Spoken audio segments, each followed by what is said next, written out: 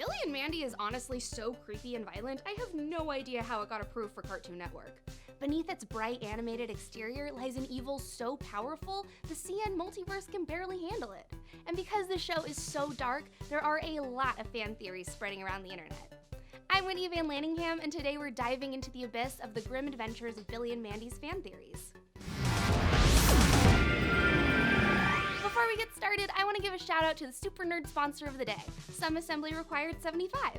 Our channel remains alive another week because of diehard fans like you who spend the big bucks to keep the lights on in here. If you want to donate to the very good cause of keeping Chris and I employed, click on the link in the description box and choose which tier of support works best for you. And if you're broke as me, girl, don't worry about donating. Just make sure you share our videos with your friends, make sure you're subscribed, and everything will be groovy. Now on to the fan theories! Number 6, Billy's dad is Sasquatch. As usual, we are going to start with the dumbest theories first and work our way up to the good ones. This theory states that because Billy's mom obviously had an affair with a Sasquatch at some point in her life, it must mean that Billy's real father is actually Bigfoot. I thought I told you it's over! We had an agreement that you would never return! Ah! Sasquatch! Fans think that this is the reason why Billy was able to grow full body hair so quickly in the season 4 episode, Bearded Billy, where Billy drinks a magic tonic that causes him to grow red hair all over his body, including his tongue. Gross!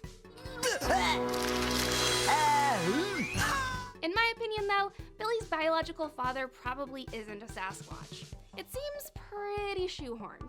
The episode explains that Billy got all that extra hair because he broke the bottle of hair growth tonic and it spilled all over him. He doesn't just randomly have hair growing superpowers. But like, we can all agree that Billy's mom definitely banged a Sasquatch, right? Stalker Sasquatch! Sasquatch! Sasquatch! Stalker Sasquatch! And that's why you always get a restraining order. Number 5, Grimm's presence made Mandy evil.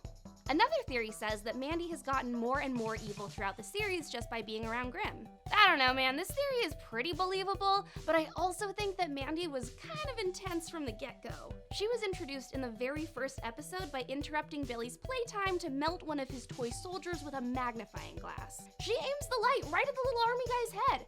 That's some sociopathic nonsense right there. The first sign that your kid might be a serial killer is maiming dolls and killing small animals. Aw, he had a wife and 2 kids. He's better off now. She seems pretty evil there to me. But some on the internet are arguing that her violent behavior has increased significantly since the Master of Death became her BFF. For example, when Billy takes over her meat suit and forces her to do a bunch of embarrassing, gross things, Mandy does this as payback. Oh, Billy, you can pick your friends, and you can pick your nose. But you can't pick your friend's nose. And then there was the time she did this. Poor Grimm. I knew him, Billy. Shut up! Oops. And this.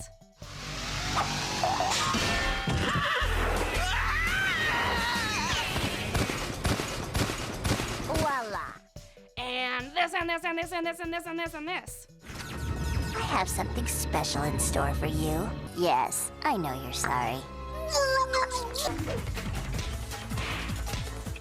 Number 4, Grimm is forced to revive all dead characters. There's another theory floating around that Grimm is forced to revive all of the dead characters at the end of each episode. I actually kind of like this theory. It explains why characters keep returning even after they've been brutally maimed, banished, or destroyed. I mean, there's an entire episode where Mandy uses a genie wish to wipe out everyone on the planet, including Grimm. I wish everybody in the whole wide world would go away. But That bag of bones has to have some sort of skeleton voodoo where he can resurrect everyone at the end of the episode. Mandy probably orders him to do it, not because she has compassion for her fellow cartoons, but because she's an evil psychopath who wants full control over every single being on the planet. She just wants to keep them alive to enslave them in the future. I'm alone now. No Billy, no Grimm. Perfect. In the Season 2 episode, Halls of Time, it's revealed that each character has an hourglass full of sand, and that anyone can just flip the hourglass upside down to elongate their lives.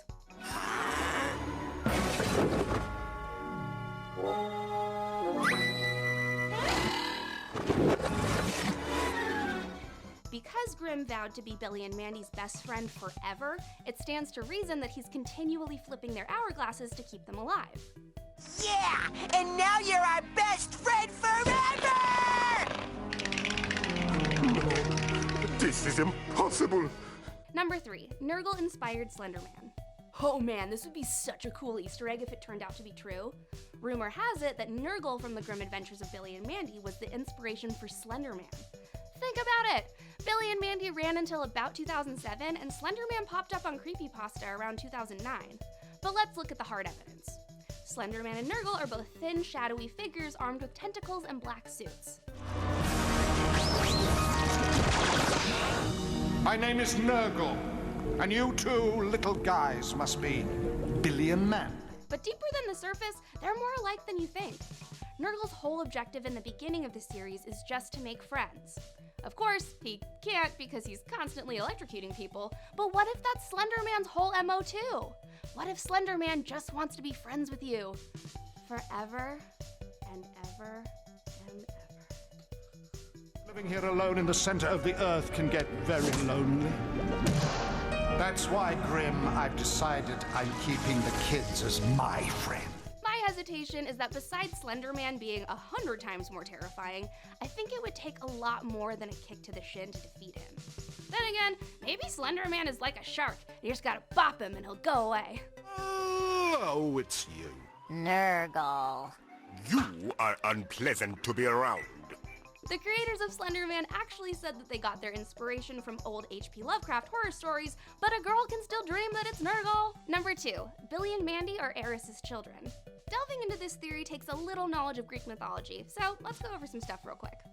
Eris is the goddess of chaos and discord, and her symbol is the golden apple of discord. According to the internet, Eris got pregnant with Mandy out of wedlock, left her in the woods, and Claire and Philip found her. Neither of Mandy's new parents could pronounce her Greek name, Dysnomia, so they named her Amanda instead. Mandy grows up to be pretty evil and chaotic, so it's not a far stretch to imagine that she got those tendencies and her blonde hair from her mom. Not bad. Yes, that's comedy. I see another Tajay. Where? Like, right here, baby! The theory goes on to say that Billy could be Mandy's half-brother, because he's able to tap into those powers of darkness as well, especially when he has control of the golden apple. Mandy and Billy are both able to wield the golden apple to cause magical mass destruction. It never explicitly says that you have to be a magical being to use it, but for the sake of this fan theory, let's think of the apple like Thor's hammer. Billy and Mandy are only able to use it because they're actually Eris's children, and therefore worthy of creating a little chaos. That's an apple! Not just an apple, dearie. Whoever wields its secret power is capable of mass destruction. Both of our protagonists seem to have a calling towards Eris's apple, almost like they're related to it somehow. Out of the two of them, Billy seems to be able to use the apple as an atomic bomb, so even though he's dumb, he's also pretty powerful. The apple also seeks him out first after Eris gives it up to flip burgers. Then there's Mandy, who truly seems to understand the apple. Control chaos. I will rule discord. I will be a dark and terrible queen. And I might punch Erwin in the mouth. Right. Like Eris, Mandy wants to use the apple to control chaos, which is kind of an oxymoron. Eris even chooses Mandy to help her take over the world with her happy, huggy, stuffy bear brainwashing scheme, citing Mandy's intelligence as the reason why she's immune to mind control. Even though Mandy chooses herself and her friends every time, Eris keeps asking her to go in on chaotic sprees with her. And maybe that's because Eris is Mandy's secret mom. I admit, it was like a totally long setup, but totally worth it. Like, so long, sucker! But then again, I have to question this episode based on in-universe context. In her introductory episode, Eris mistakes Mandy for Grimm's child. Even if you gave up your child when it still looked like a dumb potato, I think you'd be able to recognize your own kid. Maybe that's just like a woman-mom thing, but mothers always know their kids, no matter how long it's been since they've seen them. This theory is definitely a little bit of a stretch in my opinion, but randos on the internet think it's plausible, so here we are. Number 1, Billy used to actually be smart. This is my favorite theory, but it takes a little background digging to find the evidence.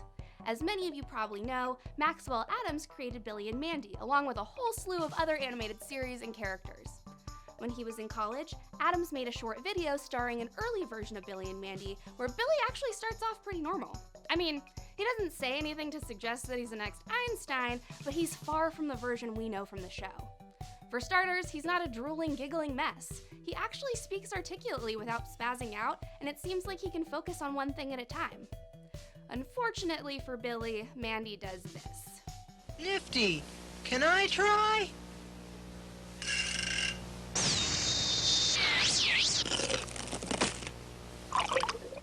Okay, kids, who wants to learn the difference between trepanation and a lobotomy?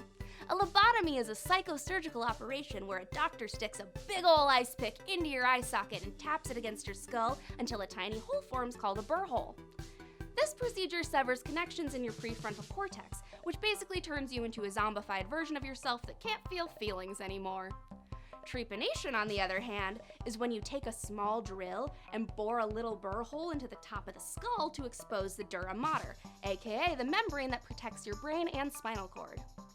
You know, I do feel different. Kind of lightheaded. Both of those things are medically illegal now, but not for cartoons! So it makes a lot of sense that Billy wouldn't be all there after getting trepaned. Need more evidence? Check out this conversation between Billy and his dad. Hey, boy. Trying to think, huh? No, I don't do that anymore. See, he used to be able to think until his skull got drilled. Billy's mom is also a little cuckoo for Cocoa Puffs, and she even stayed at a psychiatric facility after her first time meeting Grimm. They probably gave her electroshock therapy, though. She doesn't seem as dumb as Billy, but definitely still isn't quite right. He's very stupid, but it's not what you think. These are my favorite fan theories about the grim adventures of Billy and Mandy, but I want to hear some of yours in the comments. Like and subscribe to NerdWire, click to the left of my face for more videos, and I'll be back next week to ruin your childhood.